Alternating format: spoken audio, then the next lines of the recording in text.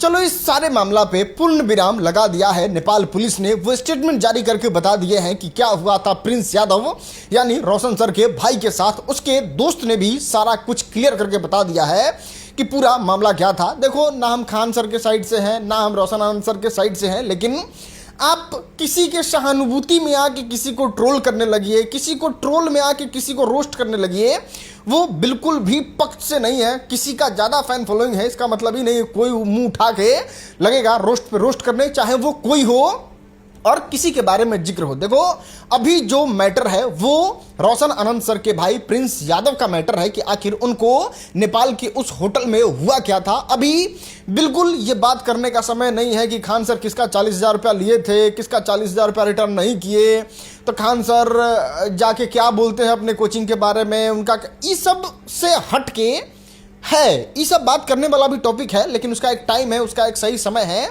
ये narrative create करना, ये भूमिका बनाना कि खान सर जो है वो ऐसे किए वैसे किए और इसका समरी ये निकाल के लोगों के सामने रख देना ही खान सर बहुत पावरफुल आदमी है, रोशन आनंद सर का बेल नहीं होने दे रहे हैं और उधर नेपाल में रोशन आनंद सर के भाई गए तो उनके साथ कुछ करवा दिए। नैरेटिव जो है वो यही निकल रहा है, यही सामने आ रहा है पूरा ओवरऑल देखोगे तो। लेकिन इसके पीछे बिल्कुल भी सच नहीं है और ये हम अपने मन से नहीं कह रहे हैं, ना हम कह रहे हैं कि आप हम पे विश्वास कर लीजिए। ये आपके सामने उस वक्त आएगा जब आप नेपाल पुलिस का बात सुनोगे और वो बात कुछ इस तरीके से है कि विराट नगर में शुभ नाम के होटल में जाते हैं रोशन आनंद के भाई प्रिंस यादव। दोस्त आपको बता दें वो होटल पहले से बदनाम है। जितने भी बिहार के भगोड़े होते हैं एफआईआर दर्ज करवा के वो उस होटल में ही रहते हैं। उनका बहुत पहले से भगोड़ों के साथ, बिहार के क्रिमिनल के साथ जान पहचान है, तो वो वहां ही जाते हैं। रोशन आनंद सर के ये जो भाई हैं प्रिंस यादव, और वो अकेले नहीं जाते हैं, अपने दोस्तों के साथ जाते हैं। दोस्त के साथ जाते हैं तो वहां पे शराब का सेवन करते हैं, भर मन शराब का सेवन करते हैं और फिर वहां पे उनको मिर्गी का दौरा भी पड़ रहा था। 2-3 दिन से सो नहीं पा रहे थे और वो कुछ दवाई भी ले रहे थे।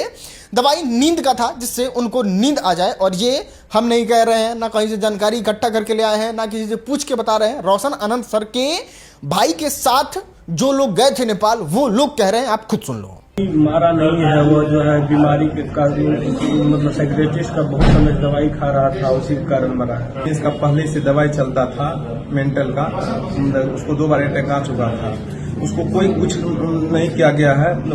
इससे पहले मतलब सही से सो नहीं रहा था 5-7 दिन से, तो 2-3 दिन से वो दवाई स्टार्ट किया तो 2-3 दिन से मतलब पर्याप्त मात्रा में सोने लगा। कल भी देखे सो रहा है, बोले अब तो रिलैक्स हो गया। मोस्टली जिसको जो सो गया तो उसको मेंटल ऑटोमेटिकली शांत हो जाता है, तो हम लोग सोचे कि अब सो रहा है।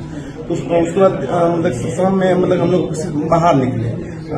एक मतलब मेरे साथ में जो है ललितपुर प्रदेश जो है उसको वहाँ पे छोड़ के गए, तो वो आके मतलब पर्याप्त मात्रा में सो रहा था। धीरे धीरे हुआ कि लंबा मतलब सांस लेने लगा, लंबा सांस लेने लगा। तो उसके बाद हमको कॉल किया हम लोग को, तो तुरंत हम वहाँ आए। हम जितना भी थे साथ में साथी उसको तो एम्बुलेंस मंगवाए, एम्बुलेंस यहाँ न्यूरो हॉस्पिटल लेकर आए, समझे। तो वही उसी दौरान एक क्रम उसका डेथ हो गया। उसके बाद नेपाल पुलिस भी इस पे पूरी तरीके से तहकीकात करके इस बात को बताती है कि देखिए हुआ ऐसा कि आसपास के लोग, फ्रेंड और होटल की तरफ से नेपाल पुलिस को फोन आया था कि इस तरीके का घटना शुभ होटल में हो चुका है। पुलिस वहां पे जाती है, 5 लोगों को अरेस्ट करती है, बहुत गहन, बहुत डीप पूछताछ करती है। फिर रोशन आनंद सर के भाई प्रिंस यादव के आसपास का जितना भी चीज़ था वो सब एनालाइज करती है। वहाँ पे जितने भी दवाई वाई का सेवन करते थे वो सारा पुलिस के द्वारा लिया जाता है और सब जांच वाँच करके नेपाल पुलिस जो है वो एक प्रेस विज्ञप्ति जारी करती है, प्रेस नोट जारी करते हैं। उसमें क्लियर तौर पे लिखा रहता है कि ना कोई साजिश, ना किसी तरीके से इन पे हमला किया गया है और ना इनका मर्डर का किसी तरीके का कोई सबूत मिला है। मतलब प्रिंस यादव जो रोशन आनंद सर के भाई थे वो अपने उस हालत के जिम्मेवार वो खुद हैं। और आप इस बात को समझने की कोशिश करिए, मैटर हुआ बिहार में, रोशन आनंद सर और खान सर के बीच में। वो आदमी है नेपाल में कहाँ है वही जानते हैं।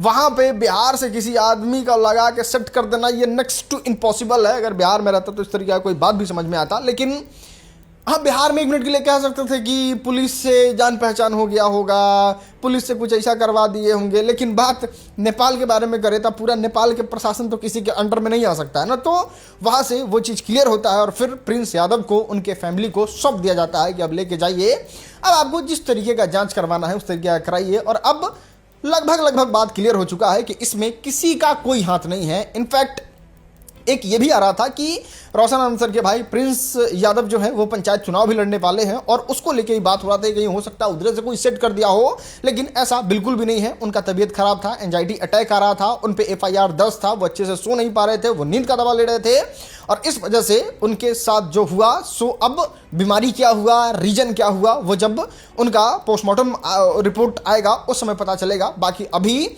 प्रथम दृष्टिया ये एकदम क्लियर हो चुका है कि इसमें किसी का कोई इन्वॉल्वेशन नहीं है। अब आप देख रहे होंगे बहुत सारे लोग इस पे वीडियो बना रहे हैं, चाहे ये विपिन सर हुए, चाहे बिहार के जितने भी पत्रकार हैं वो लोग हुए। चलिए ठीक है, खान सर को ट्रोल करना है, ट्रोल करिए, दबा के ट्रोल करिए, हमको भी मौका मिलेगा हम भी ट्रोल करेंगे, लेकिन खान सर का 70,000 रुपया लेना कि 70 रुपया फीस के लिए लेना ये अलग मैटर है। खान सर क्या इंटरव्यू देते हैं वो अलग मैटर है।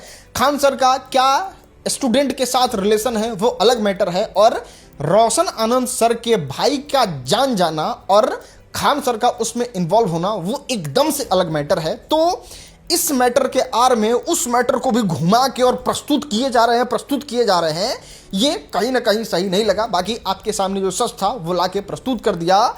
आप इस वीडियो को शेयर करिए, ये जानकारी लोगों तक पहुंचाइए ताकि लोगों को इस साइड का भी सच पता चल सके। ठीक है, किसी के साथ गलत होता है, उसके साथ संवेदना है, उसके साथ सहानुभूति है, लेकिन किसी के साथ गलत हो गया इसके वजह से दूसरे के साथ भी गलत कर दे, ये कहीं ना कहीं मुझे अच्छा नहीं लगा। इसलिए हमने सच आपके सामने लाने का कोशिश किया। उम्मीद है आपको समझ में आया होगा। इस वीडियो को यहाँ तक देखने के लिए धन्यवाद।